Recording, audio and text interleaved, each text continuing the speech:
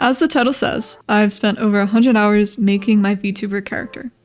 To be fair, this was done between 2 different models. I'm just insane and decided that I wanted to recreate the first one and make it look better. Shortly after I finished it. I had this concept for my character for years before I decided to pursue her design. I fell in love with the idea of making a tiger character. I felt very personally close to a tiger as a creature because it's my zodiac and I feel connected to its nature. The mask is reminiscent of a particular Scandinavian artist's mask. Unfortunately, I didn't save the mask as reference, and I don't remember the artist's name. Since the AI boom, I've been unable to find it. The mask reminded me of a hairless cat, and I love hairless cats, so I wanted to incorporate that into my design. I used elements from both a Scandinavian cat mask and the Japanese fox mask to create something more unique. I didn't want my alter ego's theme to be I'm a cat girl, so I deepened her design to have more personality. I wanted her to be like me, someone who's colorful, playful, and a little punk. I wanted her to be a tiger spirit that fell in love with human culture and decided to live in the realm of humans and to play video games. I didn't want to get into the whole god complex thing. I just thought it was silly to have a godlike being want to get lost somewhere where it probably doesn't belong.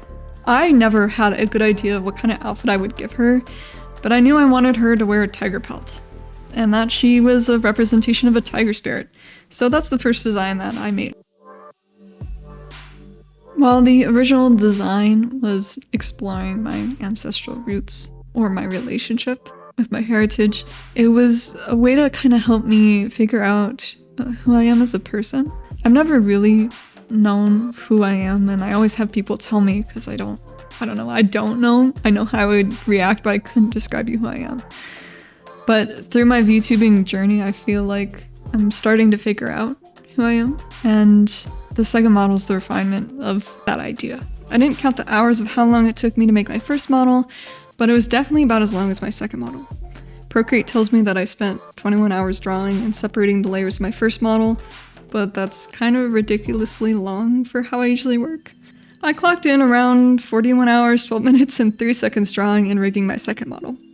This isn't accounting for the time I spent in VTube Studio trying to figure out how shit works.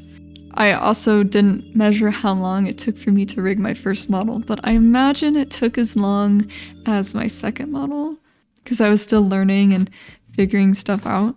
Things went faster the second time around, and I hope that they continue to be faster. Because it's a lot of time investment to do this stuff. My first model was a test to figure out live 2D cubism and VTube Studio, and to see if this is something that I wanted to pursue. My first model was absolutely mediocre, but I loved it. I loved the process. My first model has a lot of shortcomings, especially in design, since it's not complete. At this time, I was still trying to figure out what kind of anime style I wanted to draw. I don't usually draw traditional looking anime, but my style is very stylized, but anime adjacent. I wanted to push myself to explore a style that I'm not normally used to, which led me to some very questionable decisions. This time I gave her more of a vaporwave cyberpunk aesthetic. Vaporpunk?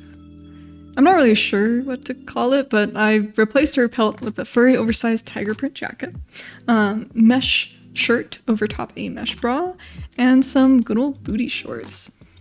And not to mention, this model is now fully complete. It's a full body. Well, perhaps not fully complete, but definitely not a half body anymore. I actually have legs, believe it or not. I love the idea of being a masked YouTuber. So I obviously kept her mask, but added the toggle on it so I can remove it to show my face. If there's anything I'm proud of the most, besides the fact that I made a decent looking model, I'm very proud of her maskless eyes. I love how sleepy they look, since I'm in a perpetual state of fatigue myself. I also love like the little jiggling. The highlights, they're a bit crazy and low res, but don't worry about that. Here's some things that I learned doing this process that I would be aware of in the future, maybe in the next model or even this one. Drawing the tail straight not curved. I drew the tail curved on my model because I thought it was cute, and I didn't really want to have the typical fuzzy cat tail that you see everyone have. I wanted it to be curvy. I don't know. It's counterintuitive because when you skin it, it becomes curvy. So I had a lot of difficulty getting the tail to behave properly, and even now it's not right, as you can tell. It's wiggly, but not in the best ways, and it doesn't really act like a tail. It keeps the curved position that I drew it in. So good tip, draw your tail straight no matter what. You can always rig it to be curvy later. It's not worth the headache to attempt to rig it straight when it's curvy. Using better reference to do body XYZ. There's a lot of clipping that I have on my body that just doesn't make sense. And sometimes, I think I fixed the physics on it so you can't see it, but my fur wouldn't attach itself to my body. My chest moves weird. Most specifically, my bra doesn't move appropriately. Like it doesn't, when I move over, it doesn't account for volume of booba in a realistic way. I think I'd like to go back and change the mesh so that there's points that go straight down the middle, and then points that go directly where the curve of the bra is going up, so I can account for that volume. Again, I'd like to separate my jacket's fur better so that the parts of it can be behind my model and account for turning. That or glue the fur to the shoulders, I think. Same with gluing the sleeves to my arms, because sometimes I have a wonderful little issue where when I lean, my arm pops out. I don't know how this happened. They're literally rigged the same for everything. Also, the eyes don't blink the same. If you pause the video and catch me mid-blink, one eye's open more than the other. I have no idea why. They are literally rigged the same. They have the same movement, same physics, animations, everything. I don't get it. Make dedicated multiply layers so I can manually adjust light source stuff. For example, I painted the shading on everything.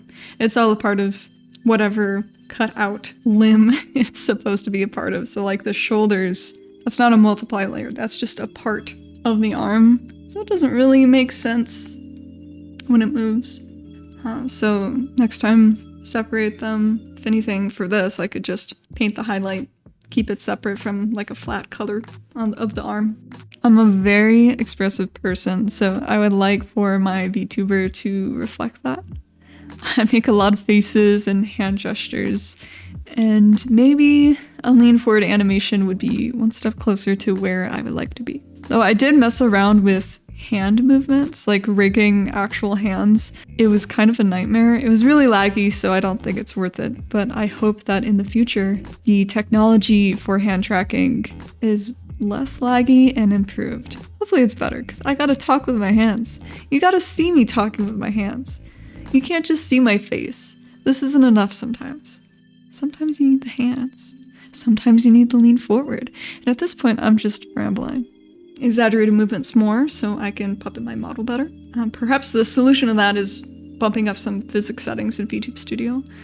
I'd like to eventually do VBridger stuff, which I know allows for more stuff, more interesting facial expressions, but I don't own an iPhone, and I don't have any ARKit tracking for VBridger.